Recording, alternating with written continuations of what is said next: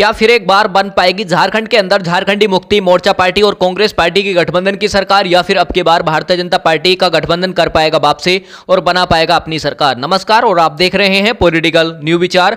झारखंड की सभी 81 विधानसभा सीटों के सबसे ताजा ओपिनियन पोल में आप सभी का हार्दिक स्वागत है।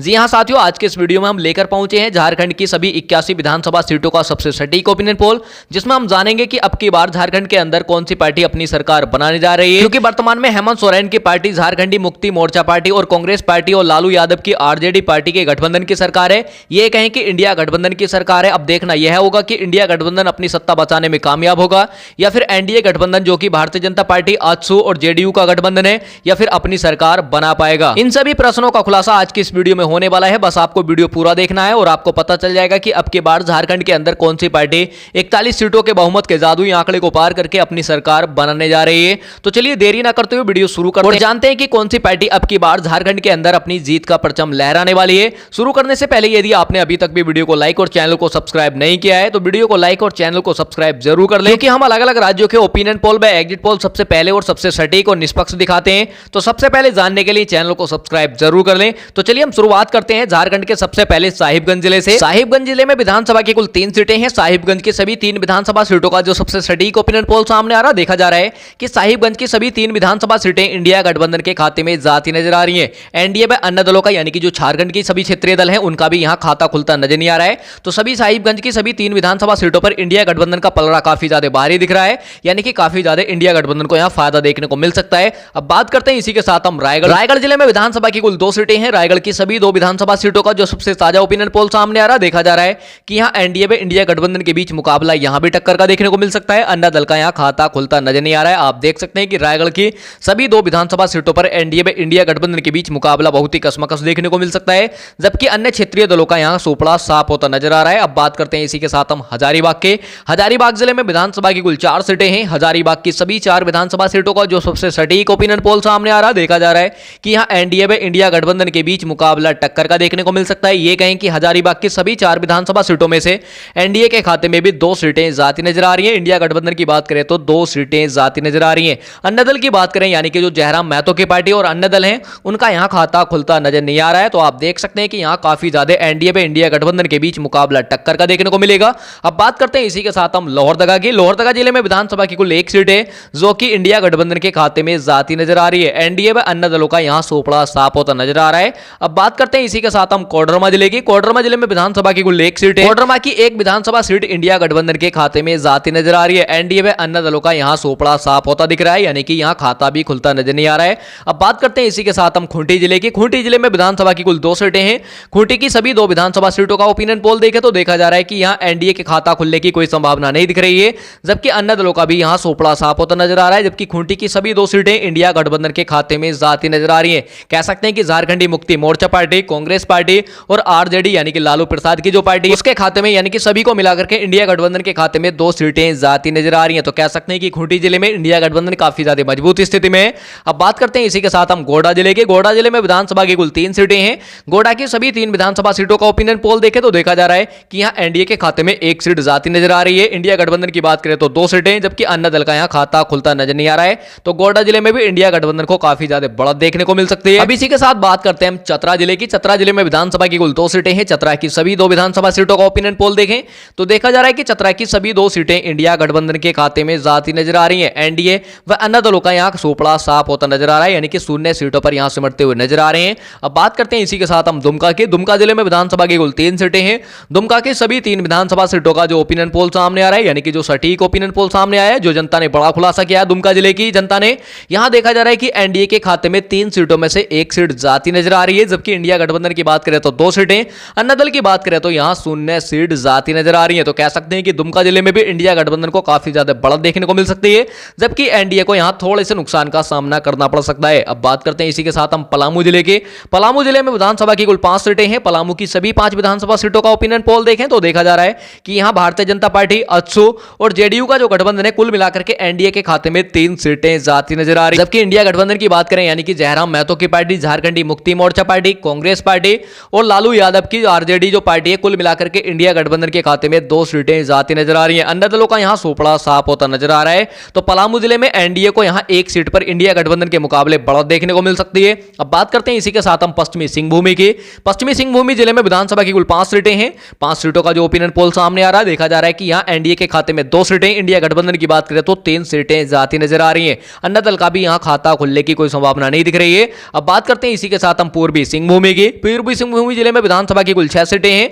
पूर्वी सिंहभूमि की सभी 6 विधानसभा सीटों का जो सबसे ताजा ओपिनियन पोल सामने आ रहा है, देखा जा रहा है कि यहां एनडीए के खाते में 2 सीटें, इंडिया गठबंधन की बात करें तो 4 सीटें, जबकि अन्ना दल की बात करें तो यहां 0 सीट जाती नजर आ रही है। इस प्रकार हमने झारखंड की 37 विधानसभा सीटों का ओपिनियन पोल देखा। आप देख सकते हैं कि एनडीए के खाते में 12 सीटें, जबकि इंडिया गठबंधन की बात करें तो 25 सीटें।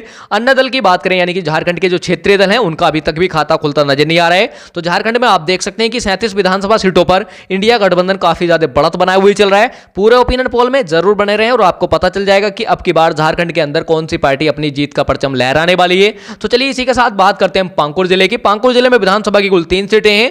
पाकुड़ की सभी 3 विधानसभा सीटों का जो सबसे सटीक ओपिनियन पोल सामने आ रहा है, देखा जा रहा है कि यहां एनडीए व अन्य दलों का खाता खुलता नजर नहीं आ रहा है। जबकि इंडिया गठबंधन की बात करें तो पाकुड़ की सभी 3 सीटें जाती नजर आ रही है। तो कह सकते हैं कि पाकुड़ जिले में इंडिया गठबंधन को काफी ज्यादा बढ़त देखने को मिल सकती है। अब इसी के साथ बात करते हैं गिरिडीह जिले की। गिरिडीह जिले में विधानसभा की कुल 6 सीटें हैं। गिरिडीह की सभी 6 विधानसभा सीटों का जो ओपिनियन पोल सामने आ रहा है, देखा जा रहा है कि गिरिडीह की 6 विधानसभा सीटों पर मुकाबला त्रिकोणीय देखने को मिल सकता है। ये कहें कि एनडीए गठबंधन के खाते में भी 2 सीटें, इंडिया गठबंधन की बात करें तो 2 सीटें, जबकि जयराम महतो की पार्टी जेएलकेएम की बात करें तो यहां 2 सीटें जाती नजर आ रही है। जयराम महतो की पार्टी गिरिडीह जिले में 2 सीटें ले जाती दिख रही है, क्योंकि यहां जयराम महतो की पार्टी काफी ज्यादा मजबूत स्थिति में दिख रही है गिरिडीह जिले में, जिसके चलते यहां 2 सीटों पर फायदा जयराम महतो को मिल सकता है। जबकि यहां मुकाबला कुल मिलाकर के देखा जा रहा है कि यहां त्रिकोणीय देखने को मिल सकता है। चलिए इसी के साथ बात करते हैं हम धनबाद जिले की। धनबाद जिले में विधानसभा की कुल 6 सीटें हैं। धनबाद की सभी 6 विधानसभा सीटों का ओपिनियन पोल देखें तो देखा जा रहा है कि यहां एनडीए के खाते में 2 सीटें, इंडिया गठबंधन की बात करें तो 4 सीटें, अन्य दल का यहां खाता खुलता नजर नहीं आ रहा है। तो धनबाद जिले में इंडिया गठबंधन को काफी ज्यादा बढ़त देखने को मिल सकती है।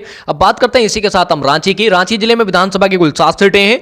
रांची की सभी 7 विधानसभा सीटों का ओपिनियन पोल देखा तो देखा जा रहा है कि यहां एनडीए के खाते में 3 सीटें, इंडिया गठबंधन की बात करें तो 3 सीटें, जबकि अन्य दल के खाते में भी यहां 1 सीट देखने को मिल सकती है। इस प्रकार कह सकते हैं कि रांची जिले में एनडीए व इंडिया गठबंधन के बीच मुकाबला टक्कर का देखने को मिल सकता है, जबकि यहां क्षेत्रीय दल को भी 1 सीट पर बढ़त देखने को मिल सकती है। अब बात करते हैं इसी के साथ हम सरायकेला जिले की। सरायकेला जिले में विधानसभा की कुल 3 सीटें हैं। सरायकेला की सभी 3 विधानसभा सीटों का जो ओपिनियन पोल सामने आ रहा है, देखा जा रहा है कि यहां 3 सीटों में से एनडीए की बात करें तो 1 सीट जाने का अनुमान है। वहीं इंडिया गठबंधन की बात करें तो 2 सीटें, अन्य दल का यहां खाता खुलता नजर नहीं आ रहा है। तो सरायकेला जिले में भी इंडिया गठबंधन को काफी ज्यादा बढ़त देखने को मिल सकती है। अब बात करते हैं इसी के साथ हम लातेहार की। लातेहार जिले में विधानसभा की कुल 2 सीटें हैं। लातेहार के सभी 2 विधानसभा सीटों पर एनडीए गठबंधन का तो यहां खाता भी खुलता नजर नहीं आ रहा है, जबकि इंडिया गठबंधन के खाते में 1 सीट और अन्य दल की बात करें तो यहां 1 सीट देखने को मिल सकती है। तो कुल मिलाकर के इंडिया गठबंधन और अन्य दल यानी कि जो क्षेत्रीय दल हैं झारखंड के, उसके बीच यहां टक्कर देखने को मिल सकती है, जबकि एनडीए का तो सुपड़ा ही साफ होता नजर आ रहा है। अब बात करते हैं इसी के साथ हम गढ़वा जिले के। गढ़वा जिले में विधानसभा की कुल 2 सीटें हैं। गढ़वा की 2 विधानसभा सीटों का ओपिनियन पोल देखें तो देखा जा रहा है कि यहां एनडीए व इंडिया गठबंधन के बीच मुकाबला टक्कर का देखने को मिल सकता है। अब बात करते हैं इसी के साथ हम गुमला जिले की। गुमला जिले में विधानसभा की कुल 3 सीटें हैं। गुमला की सभी 3 विधानसभा सीटों पर मुकाबला त्रिकोणीय देखने को मिल सकता है। ये कहें कि एनडीए व इंडिया गठबंधन और अन्य क्षेत्रीय दल के खाते में यहां 1-1 सीट का बंटवारा देखने को मिल सकता है। तो कुल मिलाकर के देखा जा रहा है कि यहां मुकाबला त्रिकोणीय और बहुत ही टक्कर का देखने को मिल सकता है। अब बात करते हैं इसी के साथ हम सिमडेगा की।